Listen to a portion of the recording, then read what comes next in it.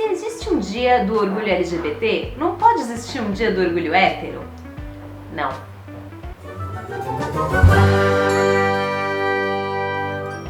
Tá, eu não acredito que a internet tá me obrigando a fazer esse vídeo, mas vamos lá. Primeiramente, eu queria dizer que eu não faço parte da população LGBT e eu não tenho a vivência que essas pessoas têm. O objetivo desse vídeo não é roubar lugar de fala de ninguém. Eu só queria fazer um vídeo com um pouco de empatia pelas pessoas que fazem parte dessa população e para compartilhar com os meus coleguinhas cisgênero heterossexuais uma ideia na qual eu acredito que nós não estamos sendo perseguidos. De tempos em tempos surge uma pessoa muito infeliz dando a ideia de que se tem uma marcha dos direitos LGBT, também deveria ter uma marcha do orgulho hétero. E tipo, isso tá errado em muitos níveis. Antes de você vir com essas ideias, você tem que entender um pouquinho sobre por que é necessário o Dia do Orgulho LGBT. Para começar, vamos entender a origem desse movimento. Os anos 50 e 60 nos Estados Unidos foram uma época de um nacionalismo muito forte por causa do pós-guerra, em que eles acreditavam que se você diverge do formato de família tradicional norte-americana, você é uma ameaça para o modo de vida americano e você é uma ameaça para o país. E você não era perseguido apenas pelos seus vizinhos muito tradicionais, você era perseguido pelo governo.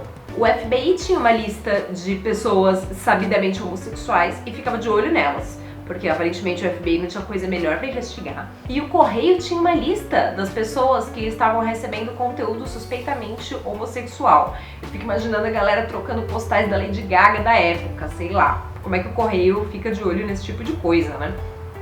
Esse tipo de rastreamento, obviamente, era usado para excluir essas pessoas da sociedade. Elas não podiam, para cargos públicos, elas não podiam dar aula. Você podia demitir uma pessoa simplesmente por ela ser homossexual e ninguém podia reclamar disso. E eu não preciso nem dizer que as pessoas não podiam fazer parte do exército. Nesse contexto, eram feitas muitas batidas policiais em bares onde os homossexuais se reuniam. E uma dessas batidas policiais gerou um grande protesto, que foi no Stonewall Inn, um bar em Nova York, em 1969. A história é muito maior que essa, mas resumindo, a data dos protestos do Stonewall Inn é até hoje o Dia do Orgulho LGBT. Um ano depois desses protestos aconteceu a primeira Parada do Orgulho, que foi em Chicago. Até hoje as paradas ao redor do mundo são organizadas no mês de junho para ficar próximos dessa data simbólica em que aconteceu um protesto que uniu os movimentos gay e lésbico nos Estados Unidos, que até então eram ilegais e continuaram sendo ilegais por algum tempo. Na época do Stonewall Inn, as pessoas não estavam lutando como elas estão hoje em dia pelo direito, por exemplo, ao casamento. Elas estavam lutando pelo direito a existir. Hoje em dia, por mais absurdo que pareça, essa população ainda tá tendo que participar dessa luta. Mas Bárbara, hoje em dia as coisas mudaram muito, não é que nem nos anos 70. O mundo não tá melhor? A gente ainda precisa dessa marcha? Então, você não precisa ir muito longe de onde a gente tá neste momento da história e do mundo para saber que as coisas não melhoraram tanto assim.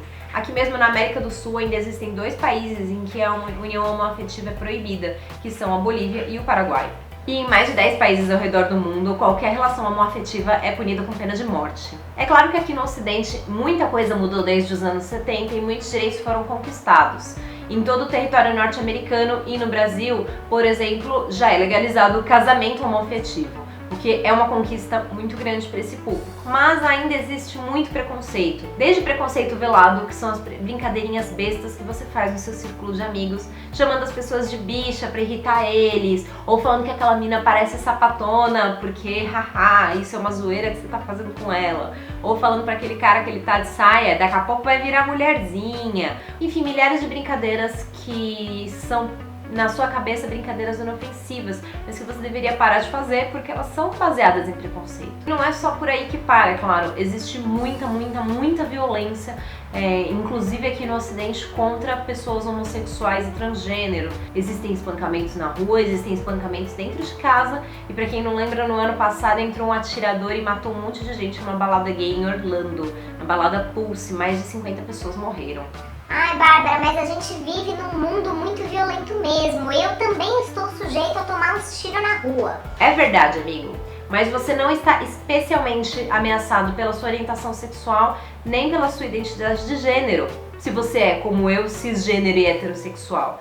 Ou seja, as pessoas que são da população LGBT, elas estão sujeitas a tomar um tiro na rua por existir, que nem a gente, por ser assaltada, por qualquer outra coisa, e tem o risco extra delas serem agredidas por causa da identidade delas. Aliás, se você acha que as coisas estão iguais pra você e pra essas pessoas, basta você se perguntar, você aí que é hétero e cis, quantas vezes você estava na rua e teve medo da reação das pessoas quando elas descobrissem que você tem uma relação heterossexual? Quando foi que você teve que assumir pra sua família que você é heterossexual? Você teve que sentar e ter uma conversa pra falar, olha gente, eu sou hétero?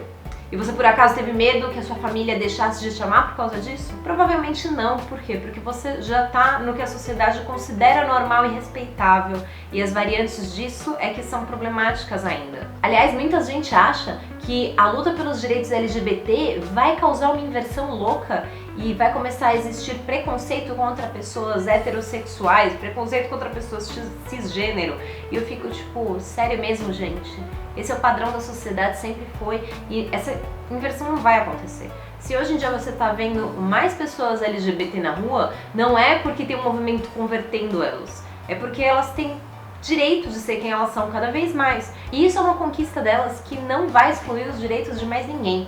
O mundo não é assim, para uma pessoa ter um direito de ser respeitada, outra pessoa não tem que ter esse direito de ser respeitada. Nada disso, dá para todo mundo ser respeitado igualmente. Se a gente se esforçar bastante, se a gente respeitar as pessoas, funciona. Aliás, se você tá com medo da possibilidade de um mundo em que você não é respeitado por causa da sua orientação sexual ou da sua identidade de gênero, que tal ser um pouquinho empático com as pessoas que já estão vivendo esse problema? Ah, Bárbara, mas então eu não posso ter orgulho de ser quem eu sou? Pode, é claro. Mas você não precisa ter orgulho de ser heterossexual e cisgênero, porque adivinha, você não teve que lutar por nada. Você estando nessa posição, você já ganhou direitos que para as outras pessoas elas tiveram que lutar e estão tendo que lutar por décadas para conquistar. Para você, esses direitos já vieram gratuitamente, então você não precisa ter orgulho disso.